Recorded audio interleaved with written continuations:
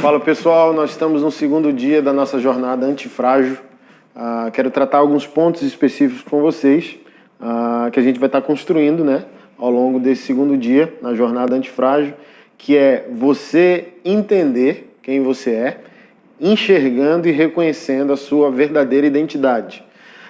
Descobrir o seu propósito, por quê, né, por qual motivo você foi criado e qual o seu objetivo final de vida. Ter equilíbrio nos diversos campos da tua vida, como trabalho, família, ministério, vocação, todas essas questões.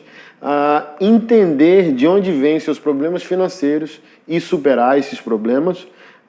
Amadurecer emocionalmente e como ter um casamento de acordo com a vontade de Deus. E eu quero recapitular com vocês um pouco do que a gente tratou no nosso primeiro dia da jornada antifrágil, que foi entender essa questão do resgate da identidade e automaticamente entender o propósito. Então, saber, né, de você, de como que foi, reconhecer aqueles gatilhos que nós colocamos lá, as máscaras sociais, né, que você estava querendo agradar o outro, porque a sua identidade ainda não estava reconhecida, ou era frágil.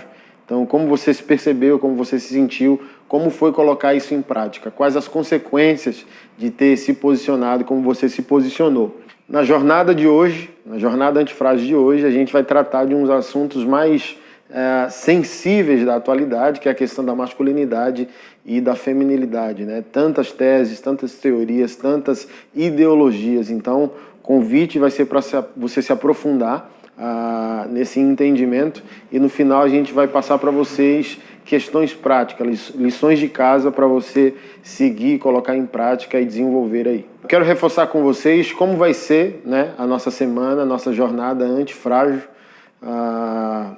Como a gente disse anteriormente, né, serão 4 vídeos disponibilizados aqui nos próximos dias, e consequente a esses conteúdos, lives, para que você interaja com a gente, mande dúvidas, insights, perguntas, e a gente ali juntos crie respostas coerentes que você pode usar na vida real, resolvendo, né, problemas da vida real. E você deve estar se perguntando por que nós estamos fazendo isso, por que nós propomos a jornada antifrágil. Então, no fim, você vai perceber que todos os assuntos tratados fazem parte de um mesmo ecossistema, de uma mesma rede. Você pode ser muito desenvolvido e pode se sair bem em uma área, mas se a outra área estiver fraturada, fragmentada, em tudo aquilo que você é bom, se perde naquilo que você não é.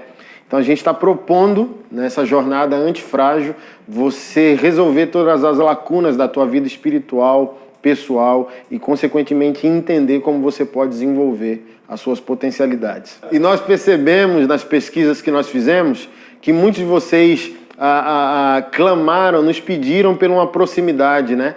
Pelo estar próximo a nós, para que a gente conseguisse ouvir o coração, o dilema das pessoas e automaticamente produzir esse tipo de conteúdo. E por isso a gente decidiu, pela jornada e além da jornada antifrágil, gerar uma comunidade, gerar um sentimento de família, esteja você onde estiver.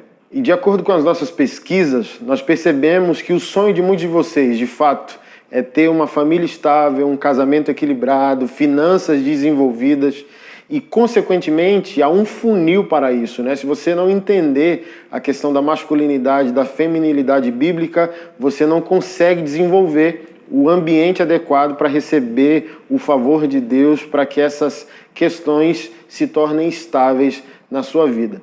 Então, mediante o vasto conteúdo que a gente tem sobre o assunto, a gente vai falar um pouco sobre isso nos próximos minutos com você. Para a gente conseguir entender a questão de ambos os resgates, a gente tem que entender que o mundo não é como é porque Deus criou para ser como está. Tudo aquilo que somos de maneira antinatural. Como nós já tratamos aqui na jornada antifrágil, no nosso primeiro dia de jornada, o mundo foi criado perfeito, o pecado de Adão tornou essa perfeição disfuncional, Jesus foi para a cruz para redimir isso e Jesus vai consumar na sua volta. Então nem eu nem você somos originais. Eu preciso que você entenda, tome nota disso, de que somente 3 seres humanos originais existiram. Jesus, Adão e Eva são as 3 pessoas que sabem o que é viver em perfeição, de maneira plena, em pleno funcionamento de todas as suas potencialidades, porque Jesus e Adão e Eva foram exatamente como Deus é, a partir dos atributos transferíveis de Deus. E quando Adão peca, Adão e Eva se tornam disfuncionais e perdem sua originalidade inicial. E ali começam todos os dilemas do ser humano. Se você for bíblico e menos ideológico, você vai perceber que o próprio machismo e o próprio feminismo começam no Éden. Então, quando Adão e Eva desobedecem a Deus, o texto bíblico em Gênesis 3 afirma que Deus disse à mulher: olha, porque você desejou dominar o teu marido, ele dominará você. O seu desejo será para ele. E ao homem, Deus disse: porque você deu ouvido à voz da tua mulher, maldita será a terra por tua causa. Como nasce o feminismo no Éden? A mulher, no jardim, decidiu existir de uma maneira que Deus não a criou. Então o texto bíblico diz que a mulher viu que o fruto era desejável. Então Eva quis aquilo que não lhe pertencia. Eva quis um tipo de empoderamento, uma postura, um lugar de existência que Deus não comunicou a ela. Então começa o feminismo ali. E começa o machismo ali também na queda, quando o Senhor diz que a terra passará a ser maldita a partir da ação masculina. Então, hoje, isso ganhou um volume sociológico, político, filosófico, familiar, drástico. E as pessoas querem tratar toda essa questão como um remendo. Uma das minhas falas é exatamente essa. De fato, o machismo é uma maldição. Mas, sem dúvida, o feminismo é apenas um band-aid. O feminismo não resolve todo o problema, porque todo o problema começa no jardim. Portanto, só pode ser resolvido com uma cosmovisão, com uma visão ampla e adequada do problema. Se o problema começa de maneira espiritual, ele só pode ser resolvido de maneira espiritual. Antes de pensar num bem-estar pessoal, financeiro, familiar, matrimonial pleno, eles têm que entender o raiz do problema. O problema não existe sem o fundamento do problema inicial. O problema que vocês estão vivendo hoje não começa no próprio problema, começa aqui no jardim. A mulher quer manipular o homem e o homem agora faz com que todo o ecossistema social se torne maldito a partir da sua ação. Então a gente precisa entender primeiro esse fundamento do pecado original para a gente entender qualquer tipo de possibilidade de desenvolvimento. Então, mesmo que você conseguisse prosperar sem entender a cosmovisão bíblica, não seria prosperidade, porque você não teria caráter para suportar a prosperidade. Você não deve lutar por um casamento pleno, você deve lutar para resolver a base que gera um casamento disfuncional.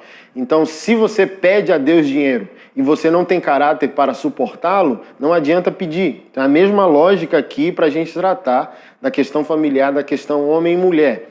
Não peça algo para resolver o problema de hoje. Entenda por que o problema está existindo hoje. E o problema está existindo hoje porque Adão e Eva se rebelaram contra Deus no início e nós somos vítimas.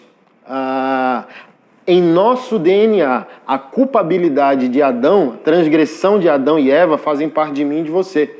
Então nós não estamos pecando sozinhos, nós pecamos a partir deles. Para a gente resolver o problema de hoje, a gente tem que entender o primeiro problema que existiu, que desconfigurou toda a natureza humana e toda a possibilidade de construir uma sociedade plena e desenvolvida. Eu convido você a enxergar comigo. Tome nota, se você tiver com Bíblia, abre para você tomar nota dos textos. Para a gente entender o poder da transformação conjugal, familiar, homem e mulher, a gente precisa entender um tripé básico ali em Gênesis. Gênesis 1, capítulo 26, a Bíblia diz que o homem foi criado à imagem e semelhança de Deus. Ou seja, o homem é criado como um ser espiritual. E como um ser espiritual, ele tem um primeiro débito, e o débito dele é para Deus. Primeira pergunta do Catecismo Presbiteriano de Westminster, escrito no século XVII, Qual a finalidade central e final do homem? A resposta é adorar a Deus e gozá-lo eternamente. Então, como um ser espiritual, criado para ser espiritual, o homem tem uma dívida espiritual para com Deus. O homem existe para glorificar a Deus. Primeiro ponto que precisa ser entendido. O segundo ponto é Gênesis capítulo 2, verso 7, onde Moisés, inspirado pelo Espírito Santo, escreveu que Deus formou o homem do pó da terra, ele soprou nas narinas o fôlego de vida. Segunda verdade que precisa ser entendida, o homem é criado por Deus como um ser pessoal. O homem precisa ter um encontro consigo mesmo. E é por isso que em um dos mandamentos era o homem amar a si mesmo. Porque o homem é um homem pessoal. O homem, o ser humano, antes de existir para alguém, ele existe para si mesmo. Primeiro ponto, o homem é criado como um ser espiritual. Ele precisa dar uma resposta a Deus em adoração. Segundo ponto, Gênesis 2,7, o homem é criado como um ser pessoal, ele precisa ter uma experiência consigo mesmo. E se você abrir aí em Gênesis capítulo 5, verso 1 ao verso 3, diz que que Deus criou o homem e a mulher, e se você perceber, o homem está com H minúsculo e a mulher com M minúsculo. Mas no final do texto, diz que o Senhor os abençoou e os chamou de homem, com H maiúsculo. Então olha que coisa interessante. No final do texto, diz que Deus, depois de abençoá-los, os chamou de homem. Algumas versões vão dizer Adão. E esse homem está com H maiúsculo. Mas no início da citação do texto, o homem está com H minúsculo e a mulher está com M minúsculo. O que nós precisamos entender? Gênesis 1,26, o homem é criado como um ser espiritual, ele é criado para adorar a Deus. Gênesis 2,7, ele é criado como um ser pessoal, ele precisa ter uma experiência consigo mesmo.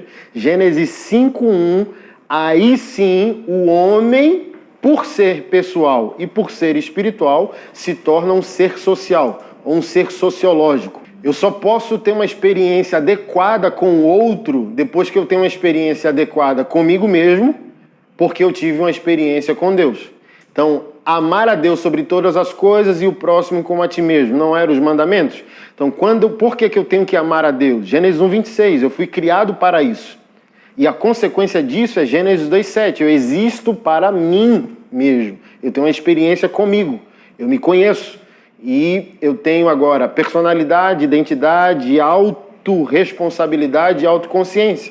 E então eu consigo ser um ser social, eu consigo ser filho, pai, marido, cidadão, trabalhador, empresário, empregador, político, missionário, pastor, por aí vai. Qual que é a tragédia das relações humanas? As pessoas querem coletividade sem individualidade, sem espiritualidade. Eu quero ser um bom marido, mas eu não estou me reconhecendo como um ser pessoal e um ser espiritual. Então a gente está querendo resolver o problema, mas o problema começa antes do problema. Olha, eu quero um casamento melhor, mas você não é indivíduo. Você não respeita a si mesmo como um indivíduo. E você não adora a Deus. Então nunca vai conseguir ser um bom marido. Nunca vai conseguir ser uma boa esposa. É um tripé. É um tripé. Se você não entender isso, não vai. É uma das críticas que eu tenho tecido em minhas palestras e pregações para homens é justamente isso. Olha, não existe um bom pai onde existe um péssimo marido. Então, nós homens cantamos que somos bons pais, mas se nós somos péssimos maridos, já estamos ensinando os nossos filhos que tipo de homem eles serão daqui a 20 anos. Ou seja, se nós estamos dando uma péssima didática para os nossos filhos, longe de ser ótimos pais, nós estamos sendo. Então, se você deseja ter uma família estável, um relacionamento equilibrado, se você deseja o pleno desenvolvimento da tua masculinidade, se tu deseja o pleno desenvolvimento da tua feminilidade, você tem que reconhecer a Bíblia como uma cosmovisão adequada, a Bíblia toda, para o homem todo. Um ser espiritual, um ser pessoal, um ser social. Por exemplo, por que as relações não vão bem? Porque a mulher não respeita a individualidade do homem. Futebol, os amigos, a saída, a amizade dele. Então, porque ele não é respeitado como um ser pessoal, ele não consegue ter uma experiência espiritual com Deus e, consequentemente, não consegue ter uma relação social, comunitária contigo. E vice-versa. Por que a mulher não está respondendo bem ao homem? Porque o homem diz, mulher minha não sai sozinha. Então o homem castra a individualidade da mulher, dizendo que ela não é indivíduo, sujeito. Então se ela não vive bem com ela, se não respeitam sua individualidade, sua subjetividade, ela também não consegue ser uma adoradora, viver para Deus, e ela não consegue viver adequadamente para o homem. Então você vê que problema nós estamos criando para nós mesmos. No final das contas, o casamento, assim como a igreja, eles não têm problemas. Casamento é perfeito, a igreja também. Porque o casamento e a igreja só ganham movimento a partir daquilo que nós somos. Então, a igreja hoje ela é um espaço físico, ela é uma pessoa jurídica, ela não tem movimento sem a minha interferência. Então, a igreja só é o que é quando o que eu sou fora dela conjuga quem ela é, verbaliza quem ela é. Então, se 50 famílias estão numa igreja e essas famílias não funcionam, se essas famílias se encontram num domingo, aquela igreja vira consequência daquilo que as famílias são fora dela. Casamento também. Casamento não tem problema. Quem tem problema? Pessoas, indivíduos. Então, se os indivíduos não vão bem, como sujeitos, eles não vão bem a dois. Então, é um péssimo par quem é um péssimo ímpar. Então, se a gente está falando de soluções, desenvolvimento, redenção, plenitude, nós temos que abraçar esse raciocínio triplo. Espiritualidade, individualidade, coletividade. E a gente tem que dançar a música e toma nota disso. Anota isso aí. O que na tua vida é mais desenvolvido? Tu é muito coletivo, tu ama muito o outro e não se ama tanto assim. Tu se ama muito, mas não ama muito a Deus. Então perceber nessa tríade, nesse tripé, o que é mais aguçado e o que é menos aguçado na tua vida. E chamar isso para o equilíbrio, chamar isso para uma sobriedade. Você quer um exemplo? Hoje está quase que raro você encontrar homens e mulheres plenos, prontos na igreja. Por quê? Porque está todo mundo esperando a pessoa certa, sendo a pessoa errada. Aí até o estoque de Deus acaba. Você está esperando uma pessoa bacana, mas você não é ela, porque você quer coletividade sem uma individualidade eficaz, você tem uma experiência consigo, você se torna uma melhor pessoa por isso. Uma pessoa mais agradável por isso. Porque também você é um adorador. Então você está esperando alguém para se conjugar a você no coletivo, sendo que você não é a pessoa que você espera. Então o que nós devemos fazer para desenvolver não só nossa vida pessoal, mas desenvolver todo o ecossistema? Eu também decido ser aquilo que eu espero do outro. Então se eu espero alguém pleno para completar a mim numa relação, eu sou uma pessoa digna que alguém também está esperando? Voltando a esse ponto que é extremamente importante para o que nós estamos desenvolvendo aqui como jornada antifrágil. Preciso que você tome nota, é um dever de casa para você, no tripé que nós abordamos, espiritualidade, Gênesis 1:26, individualidade, Gênesis 2:7, e coletividade, Gênesis 5:1.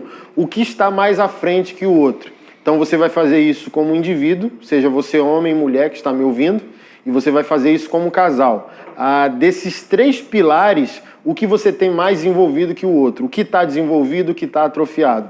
Tomar nota, porque no final a gente vai passar mais uma lição para você saber o que fazer quando diagnosticar o que está mais envolvido, o que está mais atrofiado nesses três princípios. Se eu estou afirmando para você, por exemplo, que machismo e feminismo não são apenas sociológicos, ganhou contorno ao longo da história, mas não é aprendido.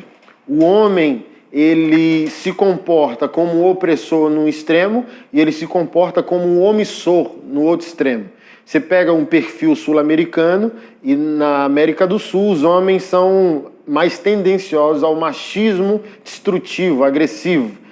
Mas você pega o perfil do europeu, ele é o mesmo machista no outro extremo. O machista sul-americano, ele cria o problema. E o machista europeu, ele se omite em resolver, que é fruto do mesmo dilema de Gênesis 3. É fruto da mesma raiz. O homem não é o que é também porque Adão pecou. Então nós não aprendemos isso, ninguém nos ensina, está no nosso DNA corrupto por causa da queda. E a mulher também não. Ela pode não ser violenta como o homem é, mas ela continua manipulativa assim como sua mãe Eva foi. Uma das versões de King James, há 3 versões, uma delas, o texto de Gênesis 3 é tão poderoso que traz um impacto maior aquilo que nós estamos construindo hoje no nosso segundo dia da jornada antifrágil, que é, olha, porque você tentou seduzir ou controlar o homem, ele dominará você. Então essa é a sutileza. O homem, ele é destrutivo porque ele foi confiado por Deus para ser como Deus era aqui na terra. É como se Deus criou Adão para Adão ser um Deus sociológico. Um D com D minúsculo, um D com aspas. O Deus ou guardião da sociologia humana. Adão era responsável de maneira apostólica, o que nós chamamos na teologia de mandato cultural, de transferir a realidade dos céus para a terra. E quando Adão peca, Adão perde sua divindade sociológica e ele passa a ser corrupto, portanto ele passa a corromper quem ele deveria proteger. Por isso os grandes índices de violência, estupro, homicídio, quase todos os males sociais têm um homem como protagonista. Isso é didático, porque você pega a massa corpórea do homem, ela é mais eloquente que a da mulher. Então o homem foi criado por Deus para ser guardião, para ser profeta, para ser pai, para ser provedor. E ele é o destruidor porque ele abandona o seu posto. Mas a mulher, ela é tão violenta quanto o homem. A ferramenta de trabalho dela que é diferente. O homem tem a força física para fazer o que faz. E a mulher tem a sabedoria e a inteligência. Por isso que a sabedoria e a inteligência da mulher pode se tornar manipulação. Você concorda comigo? Você já viu ou você já fez